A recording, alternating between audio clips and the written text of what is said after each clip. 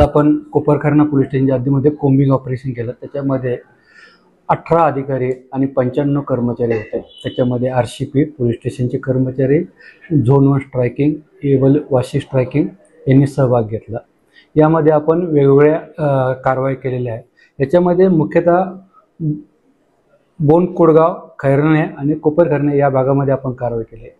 त्याच्यामध्ये मोटर वाहन कायदा, त्याच्यानंतर प्रोव्हिशन ॲक्ट, जुगार प्रतिबंध कायदा, समन्स वॉरंट तामील करणे, त्याच्यानंतर हिस्ट्री शीटर, गुंडा रजिस्टर तपासणे, चेक करणे, त्याच्या हॉटेल लॉजेस चेक करणे, फरारी आरोपी पकडणे अशी कारवाई केली आहे। यामध्ये आम्ही NDPS ॲक्ट प्रमाणे 2 कारवाई केलेली आहे। MU ॲक्ट प्रमाणे 2 ठिकाणी नाकाबंदी लावली होती।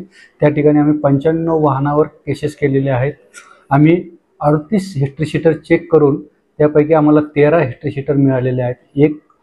28 गुंडा रजिस्टर आम्ही चेक केले, त्यापैकी 7 आम्हाला मिळून आलेले आहेत। समन्स 21 आम्ही तामील केलेले आहेत, 8 वॉरंट तामील केलेले आहेत।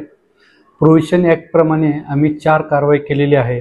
तसेच जुगार ॲक्ट प्रमाणे सुद्धा आम्ही 1 कारवाई केलेली आहे। आणि महत्त्वाचं म्हणजे आम्ही 2 फरारी आरोपींना पकडलेला आहे, त्यामध्ये 1 इराणी आहे आणि ओपन बारचा सुद्धा आम्ही त्याच्यामध्ये केसेस केलेले आहे।